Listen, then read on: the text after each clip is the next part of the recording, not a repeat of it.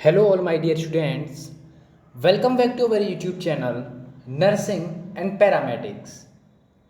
तो आज की इस वीडियो में हम बात करने वाले हैं BSc nursing first year first semester, ठीक है, subjects and chapter wise syllabus.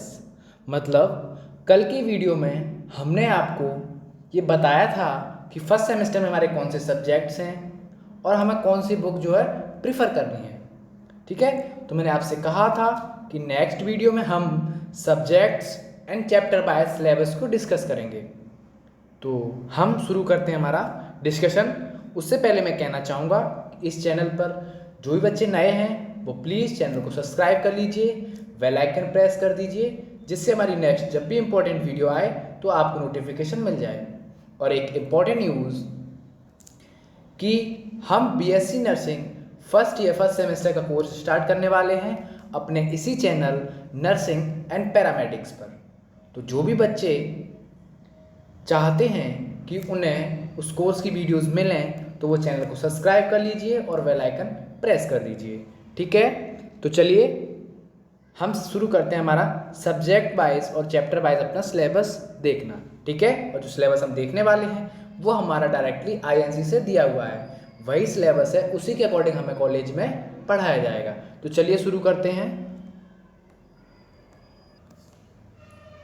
तो चलिए ये हमारा जो सिलेबस है ये आईएनसी के द्वारा दिया गया है, ठीक है। तो हम शुरू करते हैं। सबसे पहले हमारा सब्जेक्ट है कम्युनिकेटिव इंग्लिश, ठीक है। जैसा कि कल मैंने आपको बताया था हमारे टोटल 6 सब्जेक्ट हैं, anatomy, physiology, psychology, sociology, nursing foundation और इंग्लिश। तो सबसे पहले हम डिस्कस करते हैं इंग्लिश का सिलेबस, ठीक है। चलिए तो हम देख लेते हैं जो हमारे चैप्टर्स हैं वो क्या रहने वाले हैं इंग्लिश में। तो सबसे पहला है हमारा कम्युनिकेशन, ठीक है। तो हमारा जो इंग्लिश का पहला चैप्टर रहेगा वो रहेगा कम्युनिकेशन, जिसमें हमें सब टॉपिक्स पढ़ने हैं। नेक्स्ट हमारा सेकंड चैप्टर है इंट्रोडक्शन टू LSRGW, ठीक है। आइए इसका मतलब देख लेते हैं क्या है।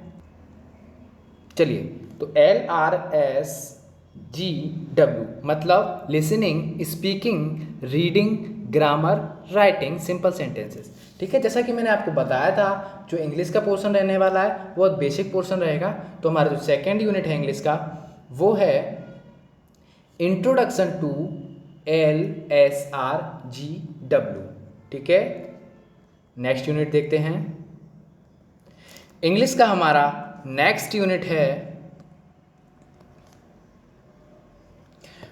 अटेंटिव लिसनिंग, ठीक है। ये हमारे इंग्लिश के ऐसे टॉपिक्स हैं जो कि बेसिक हैं और ये हमें हमारी नर्सिंग में जो इंग्लिश यूज़ होती है जिस भी काम के लिए उसके लिए इम्पोर्टेंट होते हैं, ठीक है। नेक्स्ट है स्पीकिंग मतलब इफेक्टिव कन्वर्सन, ठीक है। मैंने आपको बताया था कि नर्सिंग में जो इंग्लिश यूज़ होती है वो मेनली होती है कन्वर्सेशन के लिए, ठीक है। पेशेंट से कन्वर्सन, उसके बाद स्टाफ के साथ कन्वर्सेशन या डॉक्टर का नर्सिंग के साथ कन्वर्सेशन, ठीक है। तो ये हमारा चौथा यूनिट। नेक्स्ट यूनिट है हमारा फिफ्थ यूनिट है हमारा रीडिंग, ठीक है। तो इंग्लिश का जो हमारा फिफ्थ यूनिट है वो क्या है, रीडिंग। उसके बाद आता है हमारा अगला यूनिट है राइटिंग स्किल, ठीक है। राइटिंग स्किल जो है ना नर्सिंग में बहुत इंपॉर्टेंट है और आई थिंक इसका एक बहुत बड़ा रोल है, क्योंकि जो राइटिंग स्किल है ये हमारे पेशेंट्स के रिकॉर्ड्स को, हिस्ट्री को, डायग्नोसिस को, मतलब अभी आपको नहीं पता है रिकॉर्ड हिस्ट्री डायग्नोसिस क्या होता है, जैसे आप कॉलेज जाएंगे जब आप क्लिनिकल पोस्टिंग हुआ तो वहाँ पे इसका बहुत यूज़ है, ठीक है। तो हमारा जो छठा यूनिट है वो है राइटिंग स्किल, ठीक है। उसके बाद आता है हमारा सातवां यूनिट LSRW स्किल, ठीक है। तो जैसा कि हमने बताया था आपको उसी तरह ये एक आठवां यूनिट है LSRW स्किल। तो आठवें हमारे जो हमारे टोटल इंग्लिश में जो यूनिट्स हैं वो हैं 7 यूनिट्स, ठीक है। आप यूनिट्स के नाम लिख लीजिएगा सारे के सारे वीडियो को रोक के। तो इंग्लिश में हमारे टोटल कितने यूनिट्स पढ़ने हैं फर्स्ट सेमेस्टर में, वो है हमारे 7 यूनिट्स। ये आपको टीचर पढ़ाएंगे। इसकी बुक भी आती है, कल मैं आपको बताना भूल गया था। तो आप इंग्लिश की कोई बेसिक बुक ले सकते हैं जो भी आपके कॉलेज में चल रही हो, ठीक है। नेक्स्ट हम देखते हैं, नेक्स्ट हमारा अनाटमी का, ठीक है, अनाटमी, अप्लाइड अनाटमी, ठीक है। तो हम देखेंगे पहले चैप्टर्स। तो चलिए देख लेते हैं कौन कौन से चैप्टर हैं अनाटमी में। सबसे पहला चैप्टर है introduction to anatomical terms and organisation of the human body, ठीक है। हम क्या पढ़ेंगे, अनाटमिकल टर्म पढ़ेंगे और ह्यूमन बॉडी का ऑर्गेनाइजेशन, मतलब सारे जो मानव शरीर की संरचना है उसके बारे में पढ़ेंगे, ठीक है। इसमें हमारे सब टॉपिक हैं introduction, anatomic plans, movements, cell structure, tissue. Next unit है हमारा रेस्पिरेटरी सिस्टम, ठीक है। तो अनाटमी का हमारा सेकंड यूनिट है रेस्पिरेटरी सिस्टम, जिसमें हम पढ़ेंगे structure of organ of respiration, ठीक है, पढ़ेंगे मसल्स ऑफ रेस्पिरेशन क्या है, फिर application and implication in nursing. तो रेस्पिरेटरी सिस्टम जो हम पढ़ रहे हैं इसमें इसका नर्सिंग में क्या यूज़ है, ठीक है। देखिए हमारा थर्ड यूनिट कौन सा है, देख लेते हैं। तो हमारा थर्ड यूनिट है अनाटमी का द डाइजेस्टिव सिस्टम, मतलब हमें डाइजेस्टिव सिस्टम के बारे में पढ़ना है, ठीक है। उसके बाद हमारा फोर्थ यूनिट है the circulatory and lymphatic system, ठीक, जिसमें हम पढ़ेंगे हार्ट के बारे में पढ़ेंगे, नर्व्स के बारे में पढ़ेंगे, ठीक है, पोजीशन ऑफ हार्ट पढ़ेंगे, स्ट्रक्चर ऑफ ब्लड कंपोनेंट पढ़ेंगे, ब्लड वेसल्स पढ़ेंगे। तो मैं आपको अभी ओवरव्यू बता रहा हूँ चैप्टर्स कितने हैं और कौन कौन से हैं, बाकी आपको डीपली आपके टीचर्स बताएंगे और हम भी जब अपना कोर्स स्टार्ट करेंगे तो उसमें आपको पढ़ाएंगे, ठीक है। नेक्स्ट यूनिट है, तो हमारी नेक्स्ट यूनिट है यूनिट नंबर 5 एंडोक्राइन सिस्टम, जिसमें हम ग्लैंड्स के बारे में पढ़ेंगे, ठीक है। उसके बाद है यूनिट 6 द सेंसरी ऑर्गन्स। जो हमारे सेंसरी ऑर्गन हैं वो कितने होते हैं, 5, skin, eye, ear, nose and tongue, ठीक है। तो हमारी जो छठी यूनिट है उसमें हम पढ़ेंगे सेंसरी ऑर्गन्स। उसके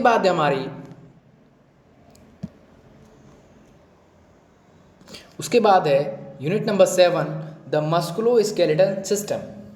ये यूनिट जो है ये हमारी बेसिक है और ये काफ़ी लॉन्ग यूनिट रहती है, क्योंकि इसमें क्या है, इसमें कंबाइंड है मस्कुलर सिस्टम और स्केलेटल सिस्टम, ठीक है। तो ये हमारी दो के कंबाइन से बनी है, स्केलेटल सिस्टम और मस्कुलर सिस्टम से। ये यूनिट बहुत इंपॉर्टेंट होती है और एग्जाम में इससे मोस्टली काफ़ी सारे क्वेश्चंस पूछे जाते हैं, ठीक है। तो इसमें हम क्या पढ़ेंगे, मसल्स, मस्कुलर सिस्टम और स्केलेटल सिस्टम, ठीक है। नेक्स्ट यूनिट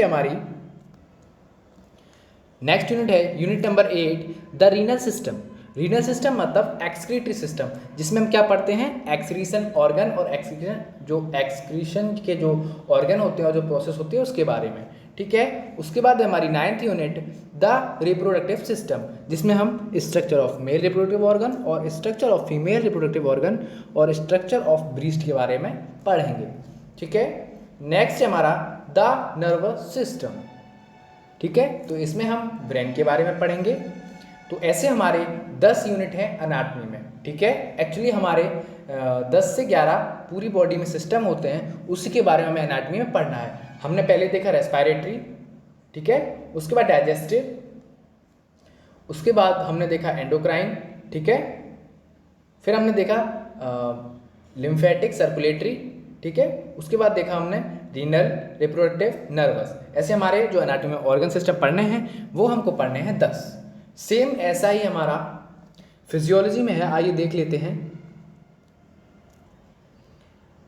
देखिए फिजियोलॉजी की अगर हम बात करें तो पहला यूनिट है जनरल फिजियोलॉजी, जिसमें हम बेसिक कंसेप्ट पढ़ेंगे फिजियोलॉजी के, ठीक है। आपको मैंने बताया था एनाटॉमी फिजियोलॉजी में क्या डिफरेंस है।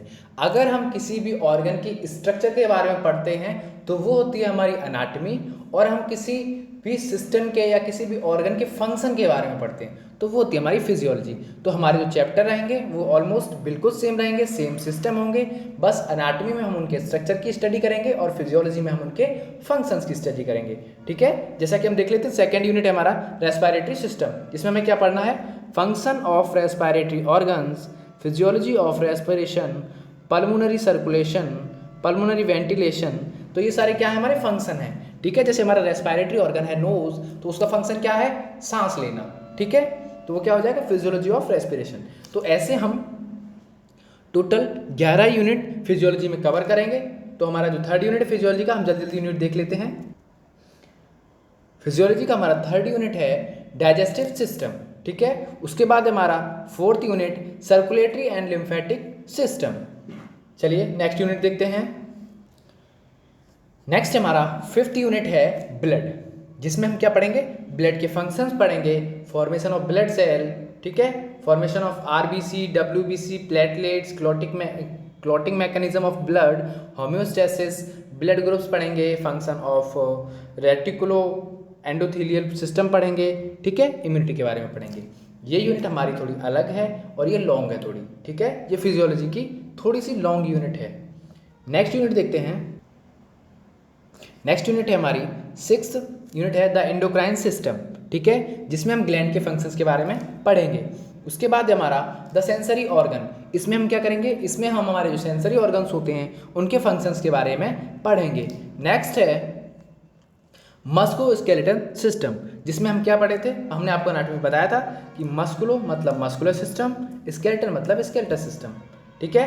तो हम ये हमारा चैप्टर कंबाइंड है मस्कुलोस्केलेटल सिस्टम, तो इसमें हम मस्कुलर सिस्टम और स्केलेटल सिस्टम के जो फंक्शंस हैं उनके बारे में पढ़ेंगे।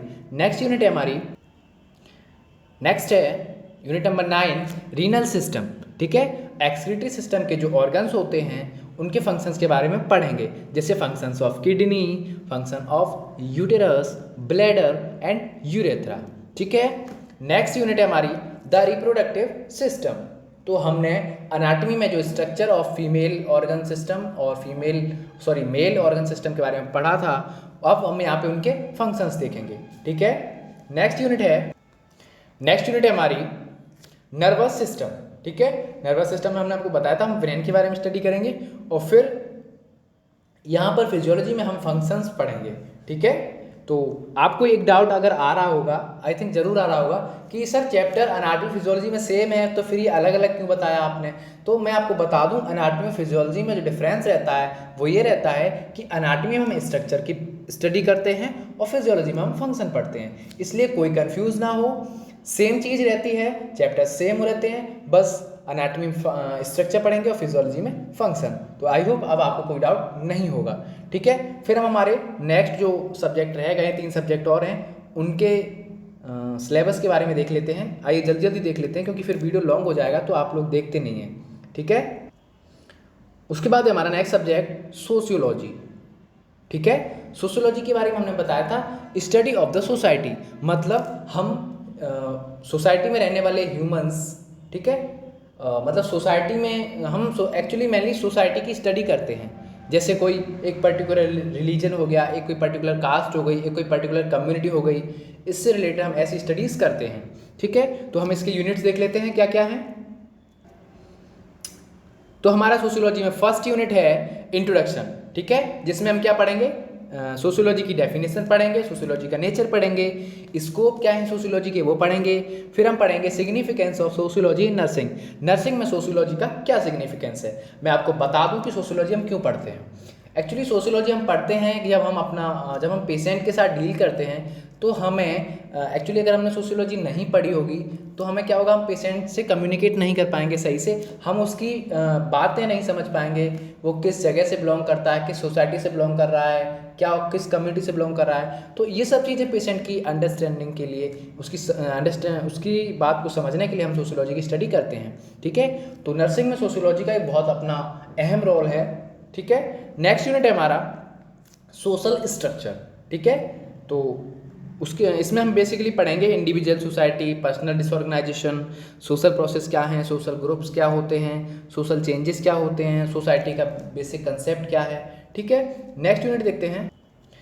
नेक्स्ट यूनिट है कल्चर, मतलब संस्कृति, ठीक है। तो हम जैसे संस्कृति होती है, किसी धर्म में कुछ और होता है, इस धर्म में कुछ और होता है, तो इसके बारे में हम पढ़ेंगे, ठीक है। Diversity and uniformity of culture, difference between culture and civilization, ठीक है, ऐसे।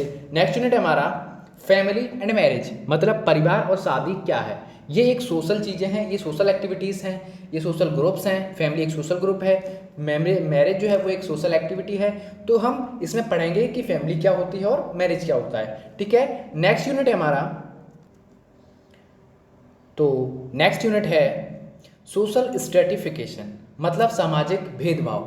ठीक है, जैसे कि आपने देखा होगा इंडिया में ना बहुत ज़्यादा कास्ट सिस्टम चलता है कि ये अपर कास्ट है, ये लोअर कास्ट है, या क्लास सिस्टम चलता है कि हम मिडिल क्लास हैं, लोअर क्लास हैं। तो इस चीज़ की स्टडी हम इसमें करेंगे। उसके बाद हमारा सोशल ऑर्गेनाइजेशन एंड डिसऑर्गेनाइजेशन। ठीक है, जैसे कि आपने देखा होगा सोसाइटीज़ में क्या होती है, ऑर्गेनाइजेशन बनी हुई होती हैं। कोई एनजीओ चला रहा है, ठीक है, कोई एक ग्रुप है पर्टिकुलर जो लोगों की हेल्प कर रहा है, या कोई ऐसा ग्रुप है जो हॉस्पिटल्स में ब्लड डोनेट कर रहा है पेशेंट्स के लिए।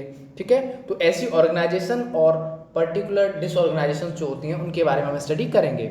नेक्स्ट यूनिट है हमारी, नेक्स्ट यूनिट है क्लिनिकल सोशियोलॉजी। ठीक है, क्लिनिकल सोशियोलॉजी में हम पढ़ेंगे कि जो हम सोशियोलॉजी पढ़ रहे हैं उसका हमारे मतलब नर्सिंग में या जब हम क्लिनिकल जाएंगे तो क्या यूजेस हैं।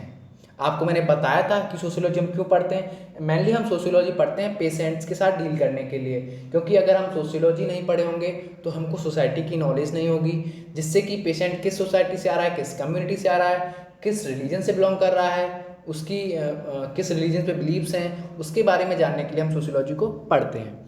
ठीक है, तो सोशियोलॉजी में जो हमारी टोटल यूनिट्स हैं वो 7 यूनिट्स हैं। ठीक है, तो नेक्स्ट जो हमारा सब्जेक्ट है वो है साइकोलॉजी। तो चलिए साइकोलॉजी के यूनिट्स देख लेते हैं। नेक्स्ट है हमारा, ये रहा हमारा साइकोलॉजी। ठीक है, अप्लाइड साइकोलॉजी। तो चलिए इसके यूनिट्स देख लेते हैं 1 बाय 1। तो सबसे पहला यूनिट है इंट्रोडक्शन। ठीक है, साइकोलॉजी का इंट्रोडक्शन। तो इंट्रोडक्शन में हम पढ़ेंगे मीनिंग ऑफ साइकोलॉजी, मतलब साइकोलॉजी का क्या मतलब है, डेवलपमेंट ऑफ साइकोलॉजी, साइकोलॉजी कैसे इंसान की डेवलपमेंट होती है। इसमें साइकोलॉजी में मैं बता दूं क्या होता है। साइकोलॉजी में हम मेनली पढ़ाई करते हैं या स्टडी करते हैं ह्यूमन बिहेवियर की, मतलब मानवीय व्यवहार कह सकते हैं। ठीक है, फिर हम पढ़ेंगे relationship with other subject, psychology का दूसरे सब्जेक्ट के साथ क्या रिलेशनशिप है। ठीक है, significance of psychology in nursing, nursing में साइकोलॉजी का क्या यूज़ है। मैं आपको बता दूं नर्सिंग में साइकोलॉजी का क्या यूज़ है। जब आप पेशेंट के साथ डील करेंगे, आप पेशेंट की बात को सुनेंगे, पेशेंट के हाव भाव जो होते हैं, पेशेंट के साथ जो अटेंडर आता है उसके हाव भाव जो होते हैं, वो हम अब अगर समझ सकते हैं तो वो हम साइकोलॉजी से ही समझ सकते हैं। तो इसलिए जो साइकोलॉजी है वो हमारी नर्सिंग में इम्पॉर्टेंट है। नेक्स्ट यूनिट है बायोलॉजिकल बेसिस ऑफ बिहेवियर।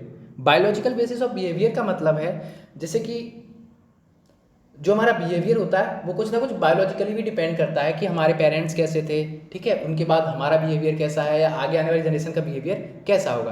तो कुछ चीज़ें जो होती हैं ये बायोलॉजिकली भी डिसाइड होती हैं, तो उसमें हम इसकी स्टडी करेंगे। नेक्स्ट है हमारा, नेक्स्ट है mental health and mental hygiene.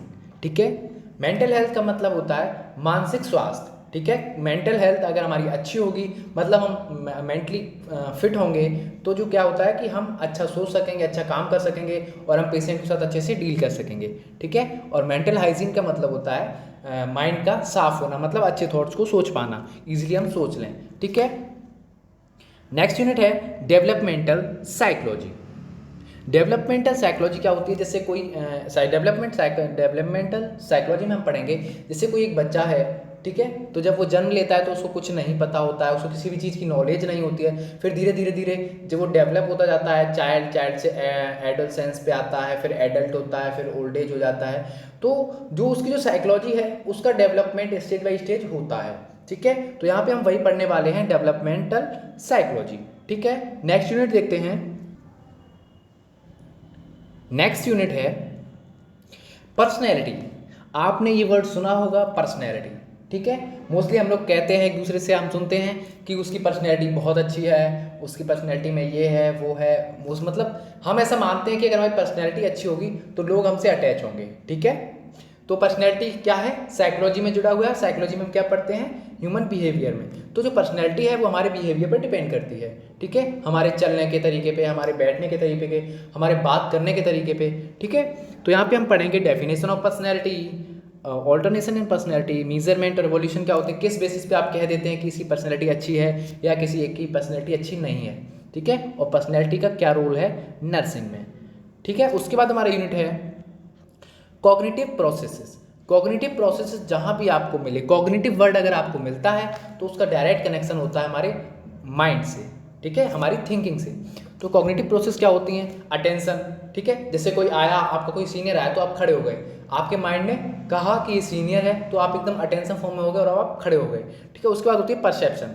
Perception का मतलब होता है हम कोई भी चीज़, जैसे कोई भी चीज़ अपने दिमाग में डाल लेते हैं। जैसे अगर आपने सोच लिया कि हमें बीएससी नर्सिंग करना है, सॉरी, जैसे आपने सोच लिया कि हमसे बीएससी नर्सिंग नहीं होगी या हम बीएससी नर्सिंग नहीं कर पाएंगे, तो क्या होगा, आपके दिमाग में परसेप्शन बन जाता है। तो वो जो परसेप्शन है, वो परसेप्शन निगेटिव भी हो सकता है और पॉजिटिव भी हो सकता है, ठीक है। तो परसेप्शन अगर एक बार बन जाता है तो फिर हम वैसा ही सोचते हैं। उसके बाद आता है इंटेलिजेंस। इंटेलिजेंस का मतलब होता है बुद्धिमत्ता, ठीक है।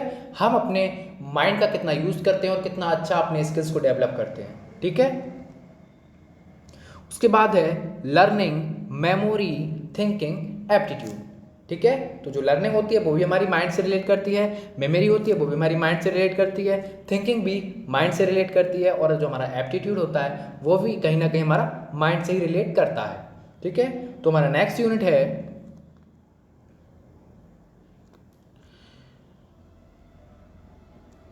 है मोटिवेशन एंड इमोशनल प्रोसेसेस, ठीक है। तो जो हमारा मोटिवेशनल है या इमोशनल प्रोसेसेस हैं, एक्चुअली क्या होता है, मोटिवेशन क्या होता है, किसी ने हमसे कुछ कहा, ठीक है, हम किसी चीज़ को लेके परेशान थे या डिप्रेस थे, किसी ने हमको मतलब मोटिवेट किया, तो हम एकदम अपनी चीज़ों को सही करने के लिए शुरू हो जाते हैं और हमारा जो बिहेवियर होता है वो चेंज हो जाता है अपनी चीज़ों को लेके, ठीक है। इमोशंस क्या होते हैं, फीलिंग्स। नेक्स्ट यूनिट है हमारा, नेक्स्ट यूनिट है psychological assessment and test introduction. जब हम किसी के बिहेवियर के या किसी के माइंड का मतलब टेस्ट करते हैं तो हम उसके साइकोलॉजिकल टेस्ट और असेसमेंट उससे कराते हैं, ठीक है, जिससे कि हमें पता चलता है कि इंसान कितना अच्छा सोच सकता है, कितना अच्छा इसका व्यवहार हो सकता है, ठीक है। उसके बाद हमारा next unit application of soft skill, ठीक है, जिसमें हम पढ़ेंगे मेनली किसके बारे में, जिसमें हम पढ़ने वाले हैं आईपीआर, ठीक है, इंटरपर्सनल रिलेशनशिप। ये क्या होता है, जब भी आप किसी से मिलते हैं तो ठीक है, आप हम उससे हमारे जो रिलेशन होते हैं वो कैसे होते हैं, इंटरपर्सनल रिलेशनशिप। आईपीआर को हमें मेंटेन रखना चाहिए। जैसे कि आप अभी कॉलेज में पहुंच रहे हैं, आपको पता है कि अभी आप कॉलेज में किसी को नहीं जानते हैं, आप अपने साथ वाले क्लासमेट्स को भी नहीं जानते हैं, टीचर्स को अभी अच्छे से नहीं जानते हैं, तो आपसे कोई भी बात करेगा या कोई भी आपसे इंट्रोड्यूस होगा तो आप में हेजिटेशन रहेगी, आप इधर उधर देख के उससे बात करते हैं, बट नहीं, आपको हमेशा आईपीआर मेंटेन करके बात करनी चाहिए। आईपीआर मेंटेन करने का मतलब है आपसे किसी ने पूछा कि आपका नाम क्या है, जब हमको रिप्लाई दे रहे हैं तो उसकी नज़र से नज़र मिला के हमको बात करनी चाहिए, हमारे अंदर एक कॉन्फिडेंस होना चाहिए, ठीक है। जब हम आईपीआर को पढ़ेंगे मेनली तो उसको डिस्कशन करेंगे। नेक्स्ट यूनिट है हमारा सेल्फ एम्पावरमेंट, ठीक है, मतलब खुद में एक पावर को जनरेट करना, या फिर हम कह सकते हैं कि खुद में एक पावर का ऑर्गेनाइजेशन करना। क्या होता है सेल्फ एम्पावरमेंट में, कि एक जो पर्सन होता है वो अच्छा सोच सकता है, अपने डिसीजंस खुद ले सकता है, ठीक है। उसको कैसी, जैसे हम किसी पेशेंट को डील कर रहे हैं और पेशेंट थोड़ा क्रिटिकल हो गया है तो उस टाइम हमें उसके साथ क्या करना चाहिए, उसे क्या प्रोवाइड कराना चाहिए, तो ये सारी चीज़ें क्या होती हैं हमारी सेल्फ एम्पावरमेंट, मतलब वहाँ हम अपने पेशेंट के लिए बेहतर सोच सकते हैं, ठीक है। नेक्स्ट है हमारा, तो हमारे साइकोलॉजी में 10 यूनिट हैं। तो अगला सब्जेक्ट है हमारा नर्सिंग फाउंडेशन फर्स्ट। जैसा कि मैंने आपको कल बताया था, हमारा एक सब्जेक्ट है नर्सिंग फाउंडेशन फर्स्ट, तो ये है वो हमारा सब्जेक्ट, ठीक है। तो चलिए देख लेते हैं इसके चैप्टर्स के बारे में। ये जो हमारा चैप्टर है, chapter number 1, introduction to health and illness. इसमें हम पढ़ेंगे कि हेल्थ क्या है और इलनेस मतलब बीमारी क्या है, एक हेल्दी पर्सन कैसा होता है और एक बीमार पर्सन कैसा होता है, ठीक है।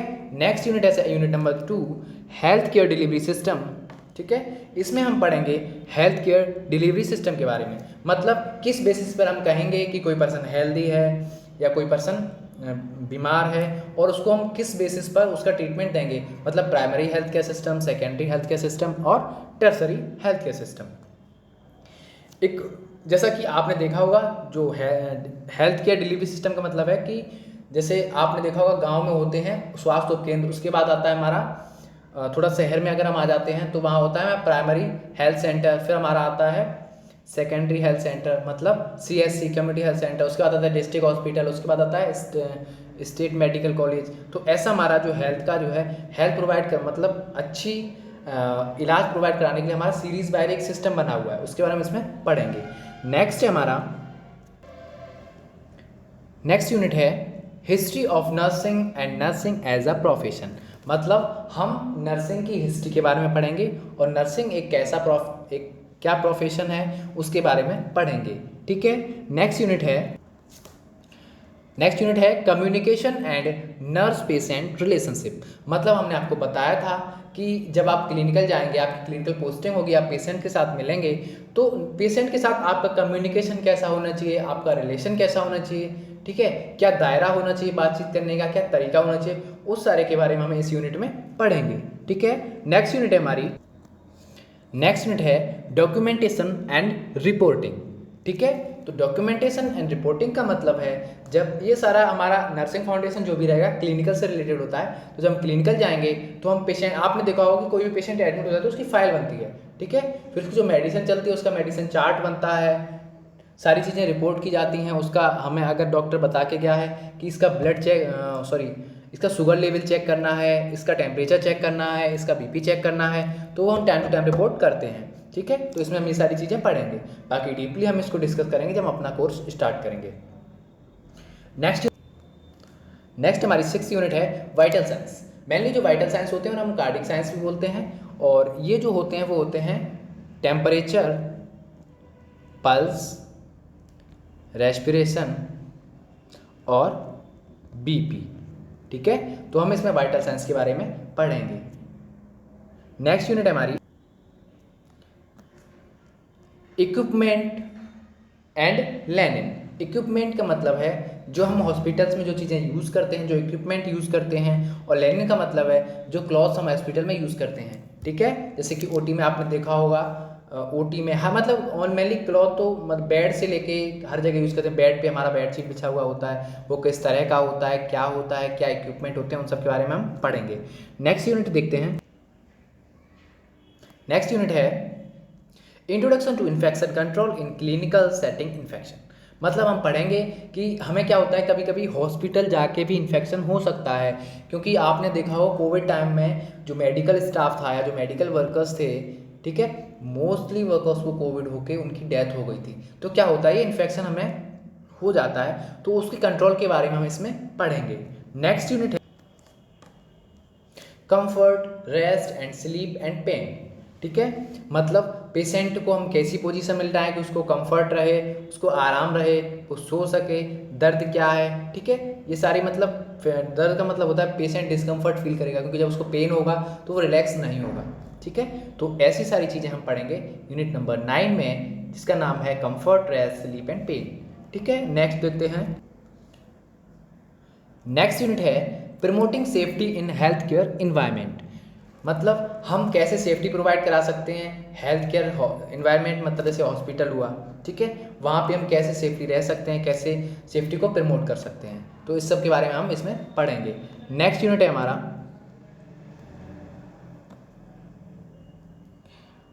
चलिए नेक्स्ट यूनिट है unit number 11 hospital admission and discharge. मतलब कोई भी पेशेंट आया, ओपीडी में आता है, आउट पेशेंट डिपार्टमेंट बोलते हैं, ठीक है, और उसकी कंडीशन ठीक नहीं है तो डॉक्टर उसको एडमिशन के लिए बोलते हैं, मतलब आईपीडी। ठीक है।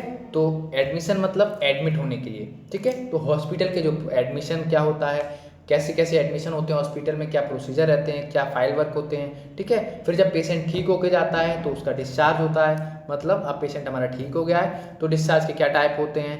कभी कभी क्या होता है, हम जब परेशान हो जाते हैं कि हमारा पेशेंट भी ठीक नहीं हो रहा है, जब अटेंडर परेशान होता है कि पेशेंट ठीक भी नहीं हो रहा है और एडमिट है रेगुलरली, तो पेशेंट क्या कर लेता है, बोलता है डॉक्टर साहब हमारी छुट्टी कर दीजिए। ठीक है। तो ऐसे डिस्चार्ज के अलग अलग टाइप होते हैं। कभी कभी पेशेंट बिल्कुल ठीक हो जाता है, फिर डॉक्टर खुद से छुट्टी करता है तो वो अलग डिस्चार्ज होता है। ऐसे हमारे एडमिशन और डिस्चार्ज के कई सारे तरीके हैं, उनके बारे में हम पढ़ेंगे। नेक्स्ट यूनिट है unit number 12 mobility and immobility. मतलब मोबिलिटी का मतलब है मूवमेंट होना, और इमोबिलिटी का मतलब है मूवमेंट ना कर पाना। मतलब हमारे जो जॉइंट्स हैं और जो हमारे मसल्स हैं, लिगामेंट्स हैं, उनका सारा क्या कोऑर्डिनेशन रहता है जिससे कि हम मूवमेंट कर सकते हैं, और क्या कोऑर्डिनेशन खराब हो जाता है कि जब हम मूवमेंट नहीं कर पाते हैं। तो ये सारी चीज़ें हम पढ़ेंगे। नेक्स्ट यूनिट है नेक्स्ट यूनिट है पेशेंट एजुकेशन। ये बहुत इंपॉर्टेंट यूनिट है। इसमें क्या होता है, जब कोई भी पेशेंट आता है तो उसको नई इन्फॉर्मेशन है कि मेरे साथ कौन सा प्रोसीजर हो जिससे कि हम ठीक हो जाएं। कभी कभी क्या होता है, मैं आपको बता दूं अपना एक्सपीरियंस, जब हॉस्पिटल जाते हैं, ठीक है, हमें जैसे किसी पेशेंट का ब्लड सैंपल लेना है, तो पेशेंट इरीटेट हो जाता है कि आप अभी ब्लड लेके गए थे, आप फिर ब्लड लेने आ गए। तो उस टाइम हमें उसको कन्वेंस करना होता है कि ये हम ब्लड क्यों ले जा रहे हैं, इसका क्या फ़ायदा है आपके लिए। तो ऐसी चीज़ें हमें जब पेशेंट को कन्वेंस करनी होती है तो वहाँ हम अपनी पेशेंट एजुकेशन का यूज़ करते हैं। ठीक है। नेक्स्ट यूनिट है फर्स्ट एड, मतलब प्रथम उपचार। ठीक है, आपने इसको पहले भी सुना होगा, ये वर्ड आपने सुना होगा या पढ़ा होगा। फर्स्ट एड का मतलब होता है कि डॉक्टर या किसी भी हॉस्पिटल या किसी भी हेल्थ केयर सिस्टम के पास पहुंचने से पहले हम जो ट्रीटमेंट करते हैं या हम उसके रोकथाम के लिए या उसको मेंटेन करने के लिए जो यूज़ करते हैं उसे हम बोलते हैं फर्स्ट एड। ठीक है, तो इसको हम डीपली पढ़ेंगे अपने चैप्टर में। तो हमारे फंडामेंटल ऑफ नर्सिंग फर्स्ट में जो टोटल चैप्टर्स हैं वो हैं 14 चैप्टर्स। ठीक है, तो टोटल हमारे 6 सब्जेक्ट्स हैं और 6 सब्जेक्ट्स के सारे चैप्टर्स के बारे में हमने आज डिस्कशन कर लिया है। तो आई होप आपको वीडियो बहुत इन्फॉर्मेटिव लगा होगा। तो प्लीज़ वीडियो को लाइक करिए, कमेंट करिए और अपने दोस्तों के साथ शेयर करिए। हाँ, वीडियो थोड़ा सा लेंथी हो गया है क्योंकि हमने आपके 6 सब्जेक्ट के सारे चैप्टर्स के बारे में डिस्कशन किया है। ठीक है, तो प्लीज़ वीडियो को स्किप ना करें, वीडियो को छोड़ें ना, वीडियो को पूरा वॉच करें। और जब इस वीडियो को आप वॉच करके जाएंगे तो आप कॉलेज में एक कॉन्फिडेंस के साथ होंगे, क्योंकि आपको पता होगा कि कौन से चैप्टर्स कौन से सब्जेक्ट में कौन से चैप्टर्स हैं, किस चैप्टर में हमें क्या पढ़ना है। ठीक है, तो प्लीज़ वीडियो को पूरा देखिए और बिल्कुल स्किप मत करिए। Right now thank you from nursing and paramedics. पढ़ाई करते रहिए। All the very best and congratulation सभी बच्चों को कि आप नर्सिंग कोर्स में आए हैं। Most welcome to nursing course. Thank you from nursing and paramedics.